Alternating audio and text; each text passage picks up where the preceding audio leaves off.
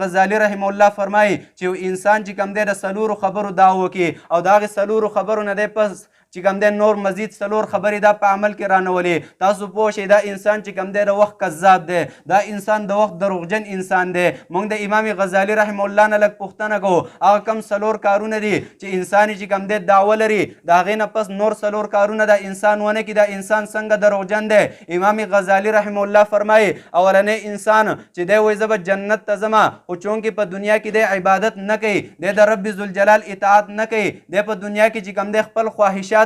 دی غالبه کړي دي د رب ذوالجلال محبت مغلوبه کړی دی امام غزالی رحم الله وایي دا دروغجن انسان دی دا کذاب انسان دی خو د جنت د تلو دعوه لري لیکن دلته چې جنت په څه باندې میلاویږي هغه د الله رب العزت عبادت دی هغه عبادت چې کوم دی دا انسان نه کوي دویم نمبر هغه انسان دا دروغجن انسان دی چې دی وایي د جهنم نه زه پناه غواړم د جهنم د اور نه چې کوم دی زه یریږم او بل طرف ته چې کوم دی ګناهونه نه پرېږدي په دنیا کې برمله ګناهونه کوي په غیبت باندې اثر نه کوي په زنا باندې اثر نه کوي د سترګو په زنا باندې دا انسان چې کوم دی اثر نه کوي امام غزالی رحم الله فرمایي چې دا انسان د وخت کذاب او دروغجن انسان دی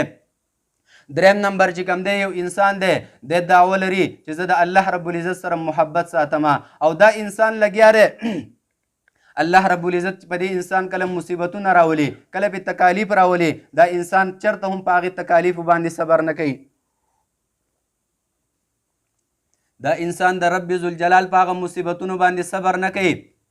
کله چې به دې انسان څه مشکل راشي دی چې کوم دی فریاد شروع کړي خو رب ذوالجلال زه لیدلی یم الله رب العزت زه صرف لیدلی یم هغه به د مرګ فرشتې ته چې کوم دی زمونږ کور معلوم دی داسې جړه او فریاد شروع کړي نو لهذا امام غزالی رحم الله فرمایي چې یو انسان دعوه لري چې زه د الله رب العزت سره کمال محبت ساتم او د الله رب العزت په امتحاناتو باندې صبر نه کوي تاسو پوه شئ د وخت دروغجن او کذاب انسان دا دی څلورم نمبر یو انسان چې کوم دی دعوه لري زه د پیغمبر پاک صلی الله علیه وسلم سره محبت ساتم زه اعلی نسبت چې کوم دی د پیغمبر علیه صلات وسلام سره قایموم امام غزالی رحم الله عجیبه خبره لیکي وایي بل طرف ته دا انسان چې کوم دی د علماو سره د فقراو سره محبت نه ساتي د علماو سره بغض ساتي د علماو جامې نه ده خوښه د علماو ګیرې نه ده خوښه د علماو پټکۍ نه دی خوښه د عالم دین سره چې کوم دی بغض ساتي تاسو پوه شئ امام غزالی رحم الله فرمایي دی پر خپله دعوه کې دروغجن انسان دی دا چې کوم دی کذاب انسان دی تاسو د دې انسان پر خبره باندې مه دوکه کیږي نو زما عزتمندو عرض مې دا دی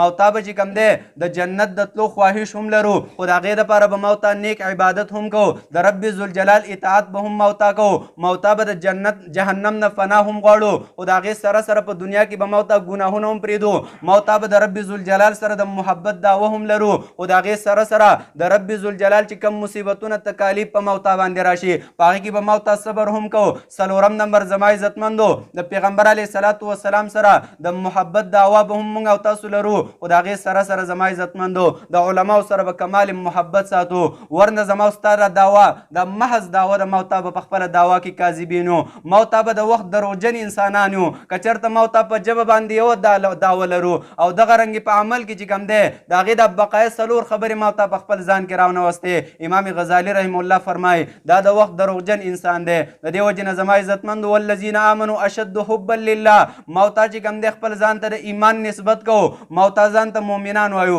اشد حبا لله کمال محبت به د رب ذوالجلال سره موتا ساتو اله به زما ستا رمضان المبارک هم قبلیږي اله به د رمضان المبارک روجې هم زمون قبلیږي اله به د رمضان المبارک ذکر اذکار هم قبلیږي اله به د رمضان المبارک هغه تهجد هم زما عزتمندو زما ستا قبلیږي